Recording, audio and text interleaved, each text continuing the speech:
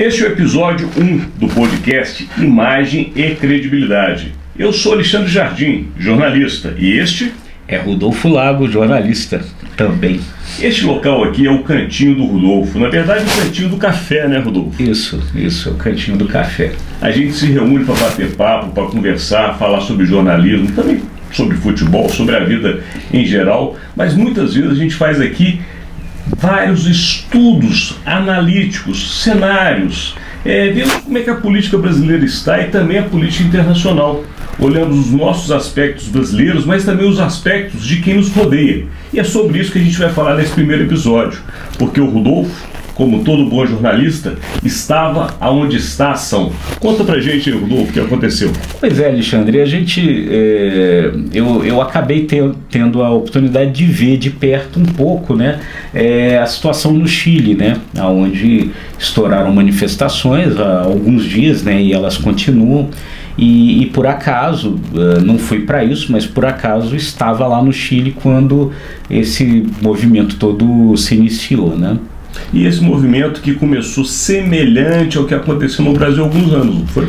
Exatamente. O que aconteceu lá no Chile? O governo aumentou em 30 pesos o valor da passagem do metrô. O que são 30 pesos, Rodolfo? 30 pesos são 20 centavos de real. Ou seja, é o mesmo valor do aumento que, se vocês se recordam, houve lá no governo Dilma, em São Paulo, né, no preço da passagem de ônibus, e que deu início aos movimentos de protesto antes da Copa das Confederações, em 2013, né, que se aceleraram e acabaram levando, né, como a gente bem sabe, né, ao impeachment da Dilma. Coincidência ou não, 20 centavos leva o povo para a rua.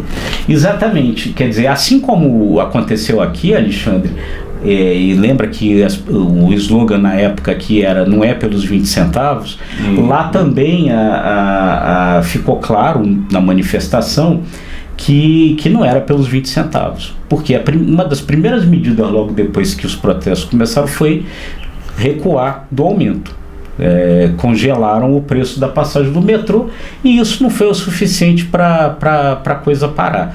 Agora, o governo lá cometeu diversos erros, né, iniciais ali, na forma como reagiu às manifestações, e que fazem com que o que aconteceu no Chile sirva de alerta, né, Alexandre? Quer dizer, o Chile era um modelo para todos os economistas neoliberais do mundo, inclusive para o nosso ministro da Economia, Paulo Guedes, né, um modelo de sucesso. E de repente o Chile agora passa a ser um sinal de alerta vigoroso de que determinadas coisas devem ser evitadas, porque senão elas podem levar a estourar a panela de pressão. Rodolfo, você alerta por uma questão que realmente está chamando a atenção. O Chile, de fato, sempre foi um exemplo aqui na nossa chamada América Latina, ou América do Sul, de um bom exemplo, né? Um exemplo de boa administração, de um povo educado, de um país limpo, né? Onde as regras funcionavam, onde as pessoas eram muito civilizadas, enfim, sempre foi colocado como uma referência, e sempre se colocou também que só dava certo isso no Chile, porque o Chile era muito pequeno,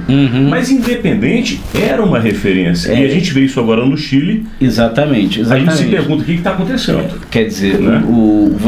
Se você avaliar o Chile sempre foi um modelo interessante de desenvolvimento e de bem-estar social.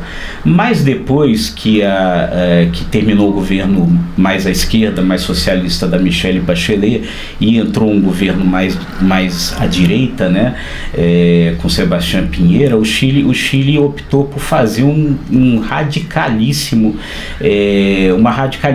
guinada neoliberal. Então é um conceito de Estado absolutamente mínimo, né? Aonde os gastos na rede de proteção social passaram a ser muito poucos, né? Fez uma mudança na Previdência que o ministro Paulo Guedes considerava como um modelo, né? Quer dizer que a reforma da Previdência brasileira teve no Chile um dos seus modelos. O ministro Paulo Guedes queria e chegou a propor isso ao nosso Congresso, acabou não passando, o mesmo modelo que eles fizeram com o modelo de capitalização, né? Quer dizer, aonde a Previdência deixa de ser uma Previdência pública, passa a ser uma Previdência privada, aonde as pessoas se capitalizam, quer dizer, buscam determinadas empresas empresas que atuam nessa área previdenciária e pagam para essas empresas, né?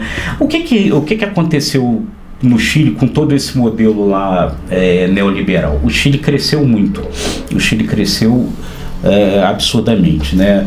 O produto interno bruto chileno, né, per capita, ele é 60% maior do que o produto interno bruto brasileiro per capita. Agora o que acontece quando o PIB per capita é uma conta meio complicada, porque ele imagina você dividir o PIB, que é a riqueza de um país, de forma igual para todo mundo, né? E a gente sabe que não é assim que acontece. Só que não é assim que acontece. Então, o que aconteceu no Chile? O Chile cresceu demais, mas com um custo social muito alto.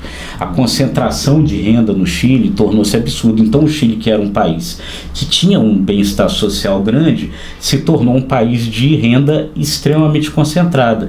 Rapidamente, o Chile chegou no nível de concentração de renda dos maiores do mundo.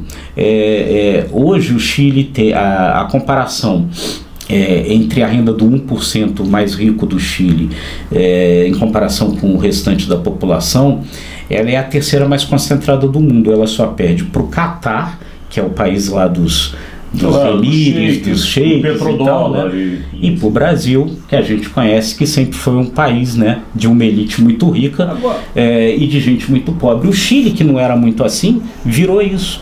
E você andando pelas ruas de Santiago, Alexandre, você percebe claramente isso, porque as praças estão tomadas de sem-teto. Eu ia lhe perguntar justamente isso. Qual que é o sentimento, ainda mais um repórter, quando se anda pelas ruas? Exatamente. As praças do Chile, elas têm vários acampamentos sem teto. Alguns acampamentos não são de fato de chileno, precisa se dizer, houve migração muito forte de haitianos e de venezuelanos para o Chile, mas existem sem-teto chilenos também acampados ali. Favelas muito grandes nas periferias de Santiago. Favelas semelhantes às que a gente encontra no Brasil? Elas não são semelhantes porque elas não são nos morros, né? Elas são planas, elas são na beira de rios e tal, mas no caminho entre Santiago e o aeroporto tem uma favela enorme, você passa por ela. Então, quer dizer, o país ao mesmo tempo que ele enriqueceu para a elite, ele empobreceu para a população. E aí foi isso que estourou, quer dizer... Houve uma curiosidade, você relembrou agora o governo Bachelet, foi um governo, na verdade foi mais do que um governo, foram governos, e nesse período foi quando houve essa concentração? Não, isso foi depois, quando ela saiu e assumiu o atual presidente, né? Sebastián Piñera é um empresário de direita, alguém com um perfil conservador, mais ou menos como os perfis conservadores que surgiram na América do Sul de um modo geral, que surgiram aqui no Brasil, né? Hoje com o governo Bolsonaro, surgiram na Argentina, surgiu também lá no Chile com Sebastián Piñera. E ele é que fez essa mudança, optando por essa política neoliberal que fez o país crescer. Por que cresce, né, Alexandre? Quer dizer, se o governo gasta menos, arrecada mais, o país cresce, né? Mas o custo social disso revelou-se muito alto. Mas, Rodolfo, uma curiosidade que eu acho que não só a gente sempre tem nas nossas conversas, mas talvez hoje quem está nos escutando também tenha. As pessoas na rua, quem você cruza, o sentimento é de preocupação, é um sentimento de insatisfação, é um sentimento que você vê que isso é o princípio de uma coisa muito maior. Enfim, o que você percebe daquele sentimento das ruas, vamos dizer assim? Nós chegamos em Santiago, Alexandre, no dia 15 de outubro, então era uma terça-feira. As manifestações elas começaram a acontecer no fim de semana, né? Embora nada indicasse que fosse acontecer alguma coisa mais grave, você já sentia nas conversas com as pessoas essa insatisfação. Era muito comum, ao conversar ali com algumas pessoas, eles dizerem assim: mas vocês vão fazer essa reforma da Previdência desse jeito? Porque aqui isso se revelou um desastre. Isso eu ouvi mais de uma vez andando nas ruas por aqueles dias, né? E aí houve a questão do aumento da passagem do metrô, de repente a coisa estourou, né? Sem previsão nenhuma antes, e estourou de um jeito absolutamente violento, né?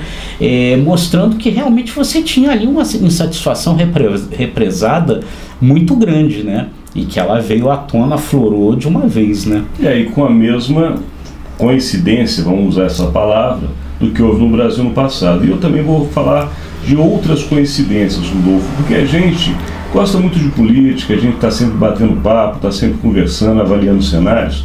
E o cenário da América Latina, ele normalmente se reflete nos demais países. Exatamente. Se a gente for lembrar um pouco do passado, talvez muita gente só saiba disso pelos livros de história, mas nós somos uma geração que pegou pelo menos o final desse episódio, que foi um momento muito duro para a América Latina, que foram chamadas ditaduras militares.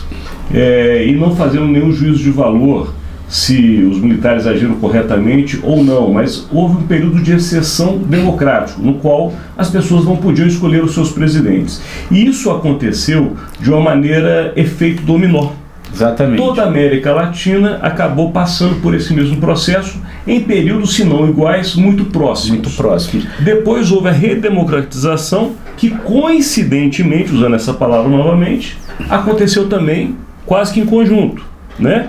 E agora, Rodolfo, você acaba de chegar do Chile, vê uma manifestação dessa proporção, a gente acompanhou aqui pelos jornais, pela TV, pelas redes sociais, que a gente hoje usa o tempo todo, mas também vimos que está tendo tumulto, se é que tumulto é a melhor palavra, mas insatisfações com manifestações populares na Bolívia, né?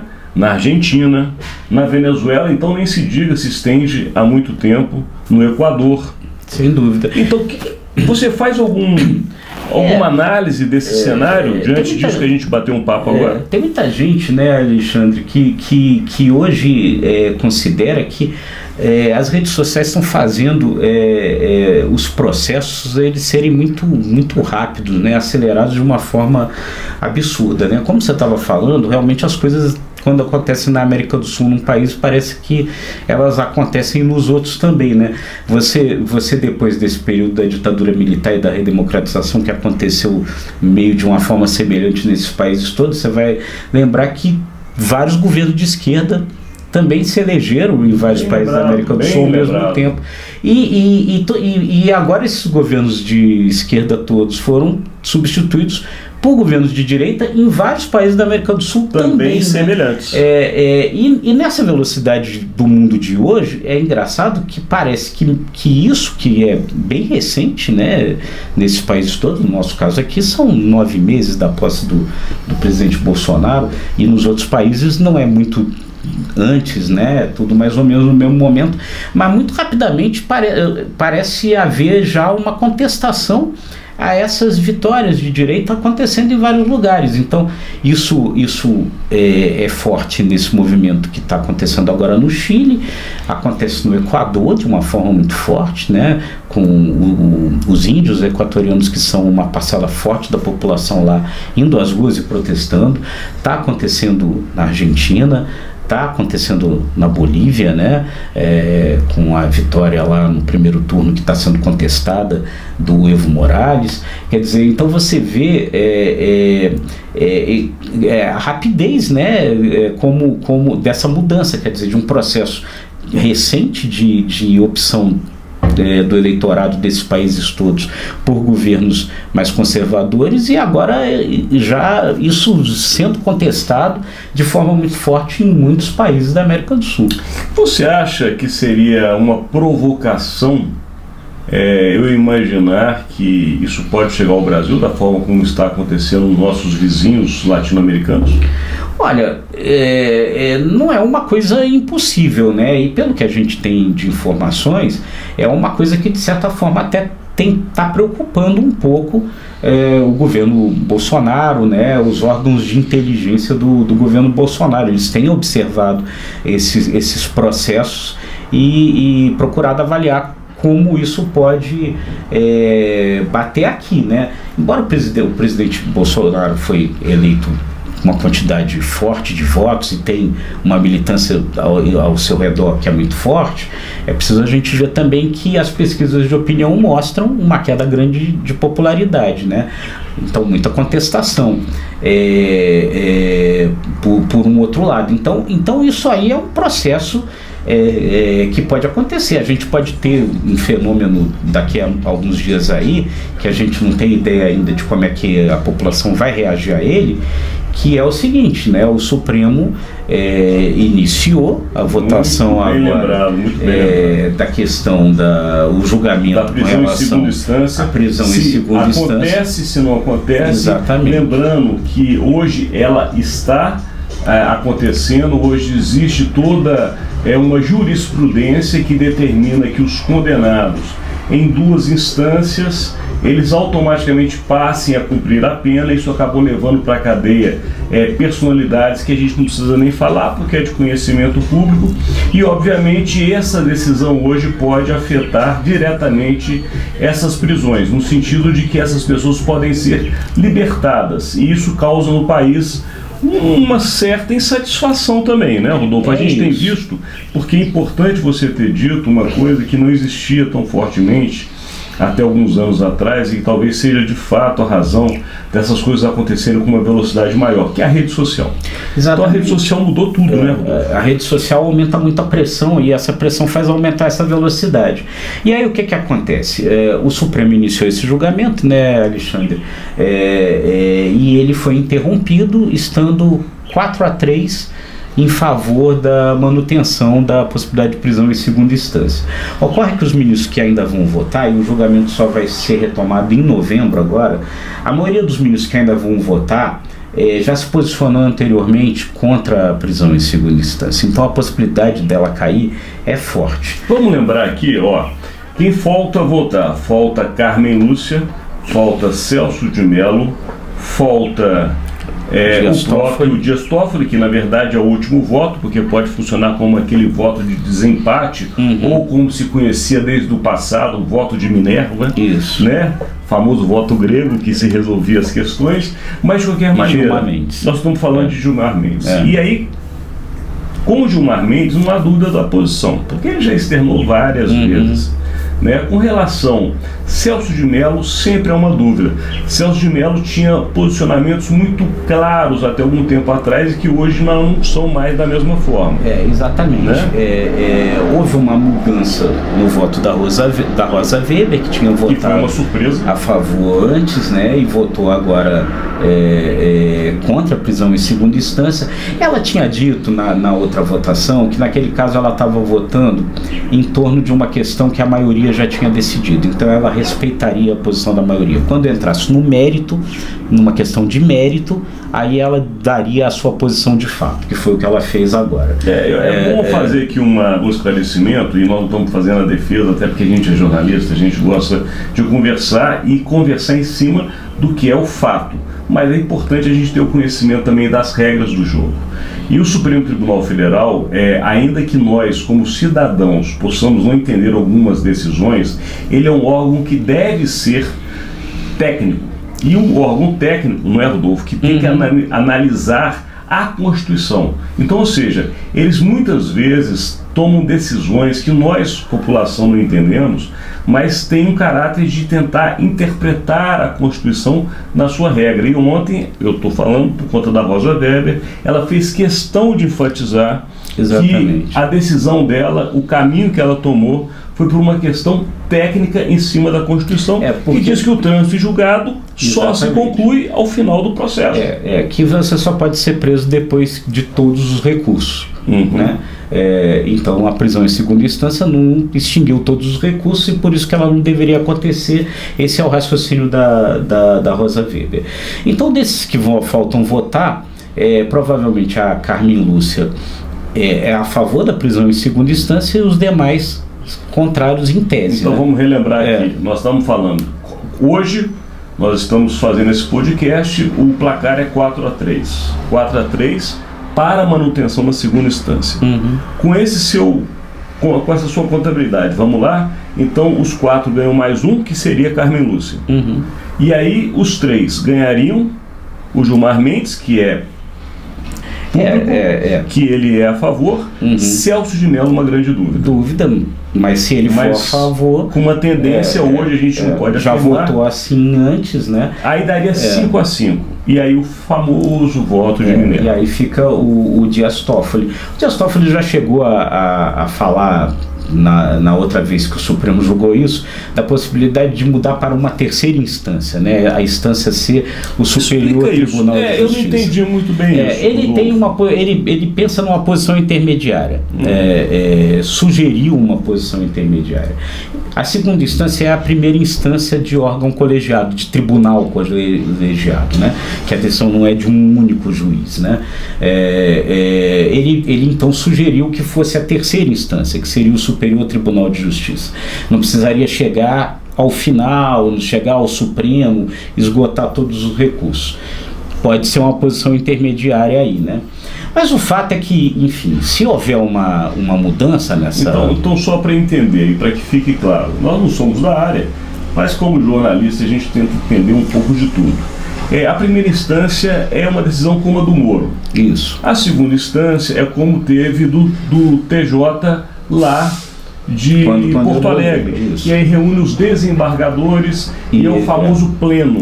Normalmente 5 desembargadores decidem. É a primeira instância onde a decisão é de tribunal, né? Não é isso? Então ali tem a primeira e a segunda. E aí estaria validada a prisão pela entendimento de hoje. Só que pelo que você está dizendo, Rodolfo, pelo menos é uma posição que pode vir a ser colocada em votação. Esse assunto indo ao STJ, ele acabaria no STJ. Ou seja, hoje a sugestão vai até o Supremo. Isso. Ou seja, o Supremo de fato estaria fora de uma Essa é a sugestão do Toffoli, né? Como é que a gente pode dizer? Fórum recursal? Eu acho que esse é o termo jurídico, né? Então, ou seja, o Supremo estaria fora, porém o STJ seria a palavra final. Isso. Mas até o STJ estaria... Aí o que o Toffoli sugere é que é o seguinte, que só tem recurso ao Supremo se for uma questão constitucional. Então, quer dizer, questões de mérito, né? Se a pessoa é ou não é culpada, tal, parará, isso termina no STJ, né? Só se recorre ao Supremo se você tem dúvidas constitucionais.